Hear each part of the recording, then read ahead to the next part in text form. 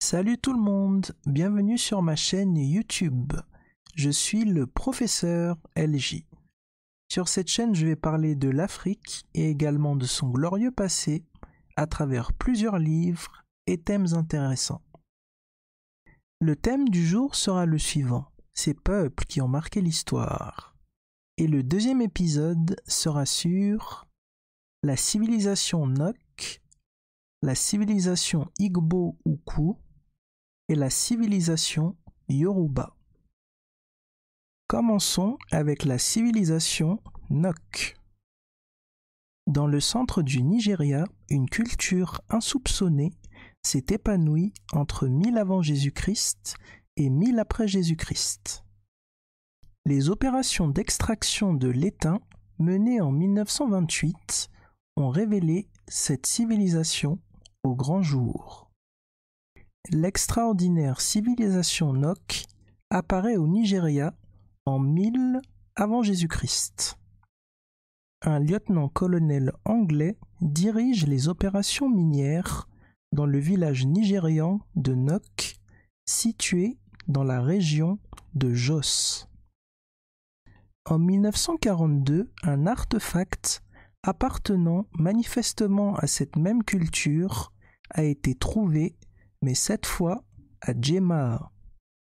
Cette découverte a été portée à l'attention de Bernard Fagg, un officier d'administration des cadets anglais.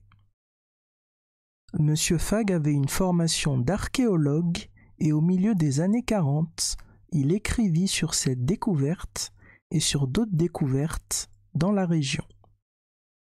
Depuis lors, environ 400 pièces d'art Nok ont été retrouvées. Elles se distinguent par leur style particulier et leur finition soignée. Ces objets sont pour la plupart des statues humaines en terre cuite. D'une taille allant de quelques centimètres à presque la taille réelle, elles représentent des personnes portant des rangées de bracelets, des colliers, des calottes et dans au moins un cas, une cape. Les Nok portaient de lourds colliers faits de perles de pierre. Les Nok portaient des cylindres de quartz dans les oreilles, le nez et les lèvres, tandis que d'autres portaient sur leur pubis de petits tabliers de cuir, de toile d'écorce, de perles ou d'ornements en vannerie. Ils s'adonnaient également à la décoration corporelle et utilisaient des ornements élaborés. Il a été trouvé dans les gisements Nok des meules qui servaient à piler les grains. Des graines oléagineuses appelées atili ont également été trouvées dans les dépôts. Cela suggère que les agriculteurs Nok cultivaient ces graines pour en extraire de l'huile. Les Nok cultivaient également l'igname et le millet. Bernard de Grune estime qu'il est possible de distinguer 5 styles d'art Nok.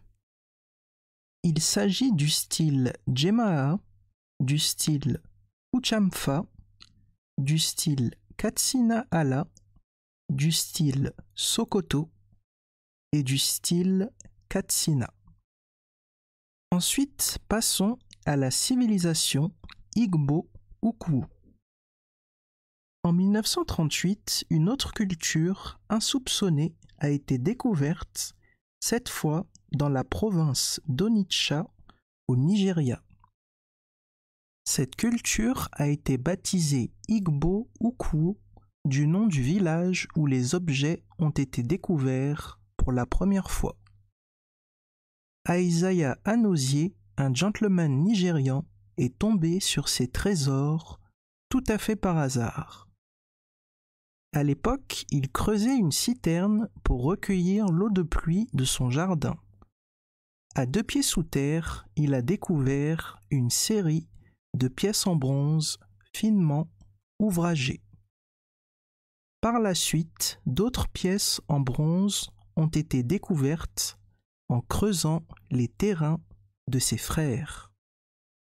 Les objets retrouvés sont étonnants. La datation au radiocarbone a permis d'établir que les objets trouvés dataient des 9e et 10e siècles après Jésus-Christ. Ils étaient fabriqués en bronze, au plomb, un alliage de cuivre, d'étain et de plomb. Ils témoignent d'une exactitude géométrique et d'une perfection des formes. Igbo-Ukwu est probablement le site préhistorique le plus énigmatique d'Afrique. Il représente une concentration presque inégalée de richesses en bronze et en perles. Parmi les objets découverts figurent de fines chaînes en cuivre, des récipients brillamment moulés en forme de coquillage, des pots, ainsi que des chasse-mouches, un symbole traditionnel tenu par une personne investie d'une autorité. Les chevaux devaient être utilisés à l'époque comme moyen de transport. Le site Igbo-Ukwu a fourni de nombreuses informations sur la culture Igbo et de son institution du prêtre-roi. Les Igbo vendaient de l'ivoire, du poivre, des noix de cola et des épices au nord des États sahariens. Il est intéressant de noter que des tissus bien conservés ont été trouvés avec les objets en bronze, ce qui indique l'existence d'une industrie textile Igbo. Les Igbo ont été les premiers à travailler le cuivre et ses alliages en Afrique de l'Ouest médiévale par la forge. Leurs moulages, en revanche, sont en bronze au plomb et témoignent d'une parfaite maîtrise de la technique de la cire perdue. La technique de la cire perdue a ensuite été utilisée par d'autres peuples nigérians pour la fabrication de leurs objets d'art et constitue donc un héritage de la réussite des Igbo. Les découvertes des Igbo-Ukwu témoignent d'un travail du métal, d'un tissage et d'une poterie d'une rare habileté. Terminons avec la civilisation Yoruba. Au XIe siècle après Jésus-Christ, les Yoruba qui régnaient depuis la ville d'Ilé-Ifé constituaient la principale force culturelle du sud du Nigeria. Leur civilisation a été largement admirée par de nombreux chercheurs. Les ethnologues modernes ont trouvé l'art des Yoruba d'une qualité étonnante. Le professeur Leo Frobenius, un érudit allemand, a été le premier à s'intéresser à la civilisation Yoruba. Des objets d'art de la plus haute qualité ont été trouvés dans leurs ruines, une vernissée et aussi des cultures d'igname. Les Yoruba avaient des artistes remarquables dans le domaine du métal, des fondeurs d'or, des tisserands de coton, des sculpteurs sur bois et des potiers. Ilé-Ifé était l'ancienne capitale des Yoruba. Des fouilles archéologiques ont montré que le site était habité dès 600 après Jésus-Christ. Les premiers habitants de la ville de Ilé-Ifé étaient des agriculteurs qui cultivaient des ignames et des palmiers à huile.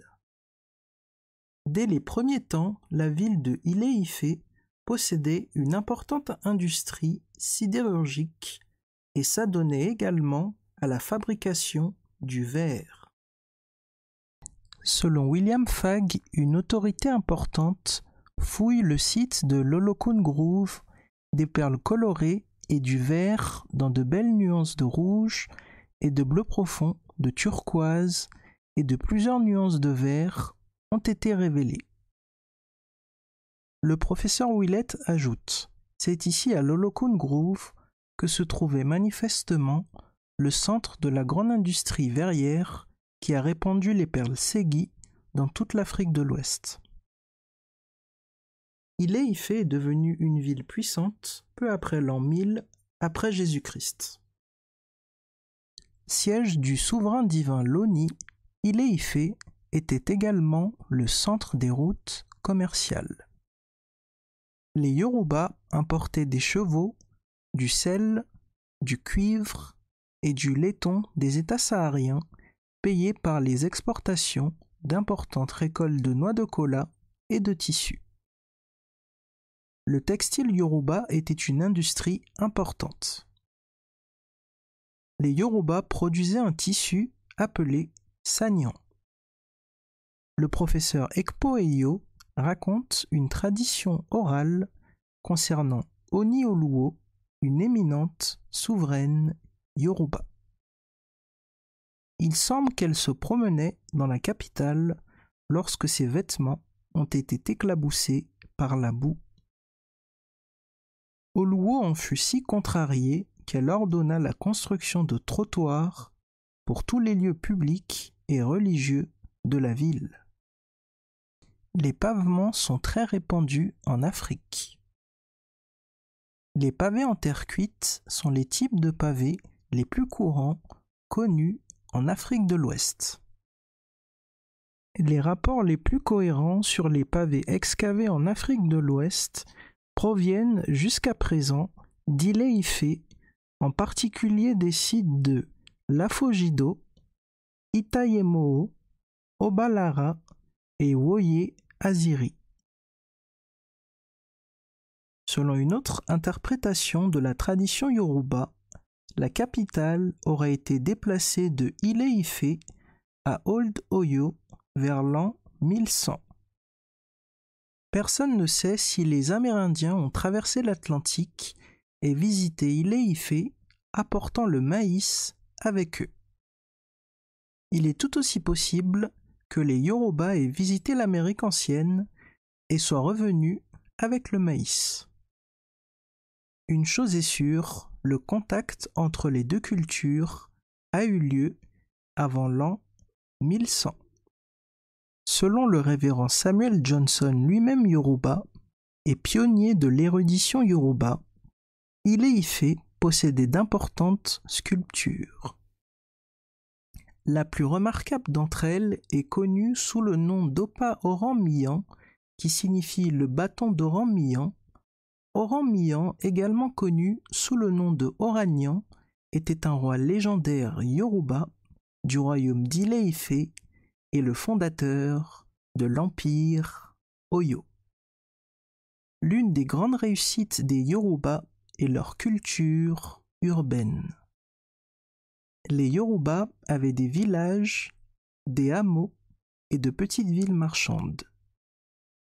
En l'an 1300, les Yoruba ont également construit de nombreuses villes fortifiées entourées de fermes. Les autres villes étaient Oyo, Ijebu, Ilesa, Ketu, Egba, Dassa, Igbomina, les 16 principautés d'Ekiti, Owo et Ondo. Les populations de ces cités-États vivaient de l'agriculture.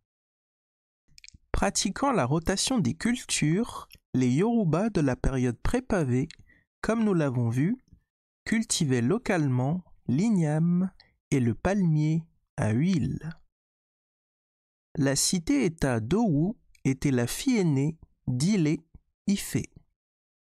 La cité-État d'Owu a été fondée dans la zone de prairie au nord de l'actuel Orile-Owu. Cet État est devenu une grande puissance militaire dans la région. En outre, l'Owu a exercé son hégémonie sur l'Oyo et l'Igbomina dans les premières années de leur existence. Peu de temps après, Oyo devint une grande ville. Elle domine les caravanes commerciales. 2 routes caravanières reliaient le Yorubaland au monde extérieur. La première traversait la région du Nord au sud-ouest, traversant le Hausaland, elle reliait les Yoruba d'Oyo au commerce transsaharien. d'Oyo, cette route commerciale passait par Kishu, Saki, Iseyin, pour finalement atteindre Porto Novo. La seconde route caravanière traversait la région du nord au sud-est. Elle est à nouveau centrée sur Oyo, mais passe cette fois par Ilesa, Ekiti, Owo, jusqu'au royaume du Bénin, où elle finit par atteindre la côte. Le Hafin d'Oyo est devenu au fil des générations un grand complexe fortifié qui renfermait des bâtiments, des cours et de vastes zones forestières. Chaque cour était utilisée pour une fonction particulière, comme les assemblées publiques, les danses lors des festivals ou pour l'usage privé de l'Oba. Ile-Ife a continué à exercer une influence culturelle et religieuse sur les autres villes fortifiées comme Owo. Cette influence religieuse se reflète dans la beauté et l'excellence de la sculpture yoruba en bois, en laiton, en argile et en ivoire.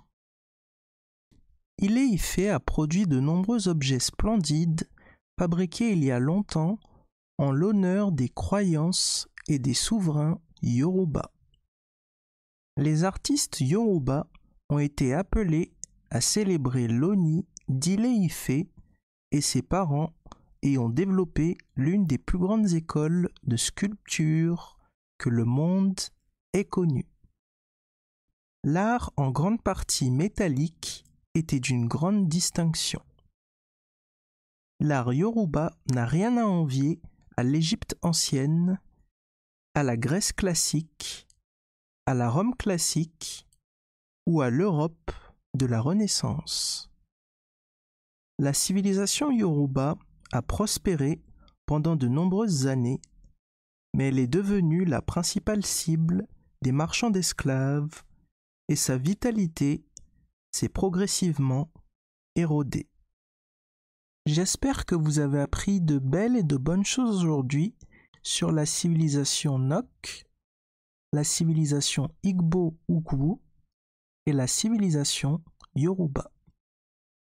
Si vous souhaitez en savoir davantage sur ce sujet et obtenir des informations intéressantes et croustillantes, je vous encourage à consulter les liens que j'ai mis sous la vidéo et surtout de vous procurer le livre suivant, When We Ruled de Robin Walker.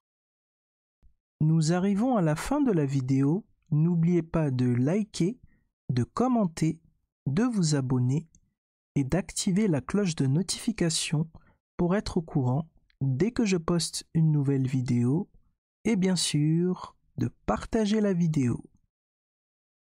À bientôt pour de nouvelles aventures et de belles histoires sur l'Afrique. C'était le professeur LJ. Bye bye.